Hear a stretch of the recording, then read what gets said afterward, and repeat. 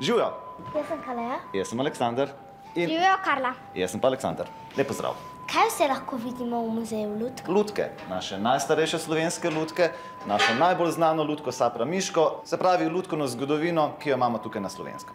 Zakaj pa so nekatere lutke na vrvicah? Imamo marionete, lutke na vrvicah, imamo ročne lutke, imamo naglavne lutke, imamo namizne lutke, tako da lutke na vrvicah so samo ena izmed lutkovnih tehnik, ki jih lutkarji uporabljajo. Kdaj so se pojavile prvo lutko v Sloveniji?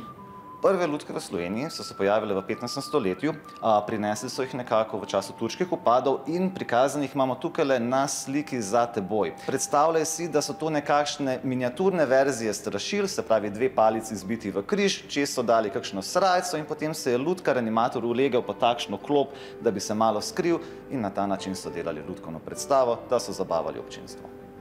Koliko so majhne te lutke? Tele lutke tukaj pred nami so v bistvu ene izmed najmanjših lutk, ne samo v našem muzeju, ampak dejansko na svetu. In čisto po nesreči so jih takšne naredili. Gospod, ki je naredil tele lutke, ni imel prostora za lutkovno gledališče in je tele lutkovne predstave delal kar pri sebi doma. In ker ni imel prostora, ni mogel zares narediti nekoliko večjih lutk in čisto po naključju je naredil ene izmed najmanjših marionet na svetu. Kdo je pa ta gospod na filmu? To je pa gospod Milan Klemenčič. Brez njega ne bi imeli tega lutkovnega muzeja, mogoče so ne bi imeli lutkovnega gledališča, kot ga poznamo danes. On je nekako začetnik lutkovne umetnosti, tukaj sicer ga že vidimo, ko je bil malce v letih, ampak to pomeni, da je do konca svojega življenja rad ustvarjal lutke in kot vidimo, vse lutke je izdeloval ročno. Prej si me spraševala o lutkah na nitkah. To so marionete in tukaj pred nami se nahaja že nek tak tipičen primer marionet. Tele tukaj so iz časa Druge svetovne vojne. Ena marioneta, ki pa jo verjetno vidve najbolj poznata, pa se nahaja tukaj na drugi strani. In to je Žogica Marogica. To je Žogica Marogica. Ja, to je naša najbolj okrogla marioneta v Lutkovnem muzeju in tole je tudi ena izmed najbolj znanih lutk, ki jih imamo ne samo pri nas v muzeju, ampak nasploh v Sloveniji. A pa veste, da tale Žogica Marogica sploh ni slovenskega izvora, ampak da je napisal v bistvu češki pisatelj Jan Malik že leta 1936? Ne. Zaradi tele lutkovne predstave pa je tale Žogica Marogica postala tako zelo popularna, da smo jo vzeli kar za svojo.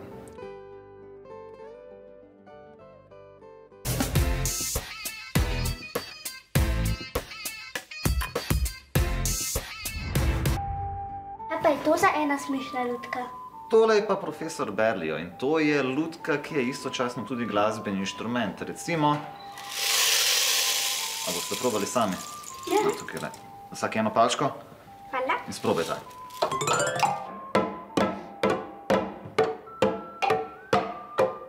No, tole je pa tudi ena lutkovna tehnika in tole so v bistvu prstne lutke, ki jih damo na naše prste. Odprobala. Ja. In tole temelji na slovenski poštevanki, ki imate tudi tukaj gore zapisano, tako da lahko zdaj čim bolj doživeto probata prebrati. A lahko jaz? Definitivno. Miška kašo kuhala, temu dala, temu dala, temu dala, temu dala, temu pa vrat zavila in ga v luknjico skrila.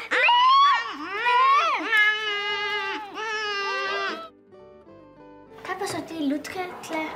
To so pa ročne lutke. Kot vidiš, tele nimajo nobenih niti ali pa kaj takega, ampak jih damo lepo na naše roke, natančneje na naše prste, včasih, kada smo na nekem heavy metal koncertu, semle gor gre glava, semle gre ena roka, semle gre druga roka.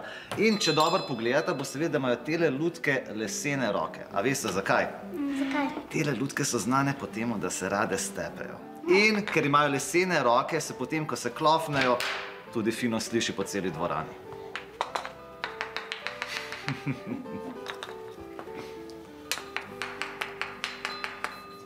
Kaj pa je to za eno posebno gledališče?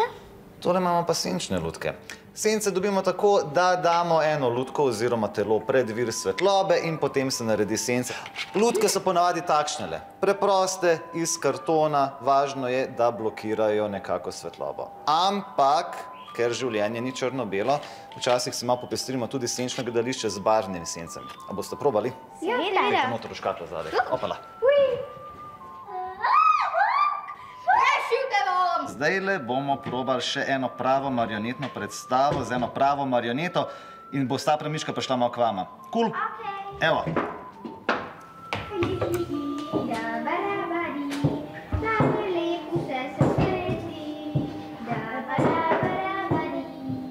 Tole je naša največja lutka v muzeju. A pa mogoče veste, kako se premika? Ja, tja gor spletamo, pa ga premikamo, ne? No, preden boš odlaufala plezat nanj, ga bi ti predlagal, da probaš tukaj leteli dve vrvici. Imaš eno in drugo, pa poglej, kaj se bo zgodilo.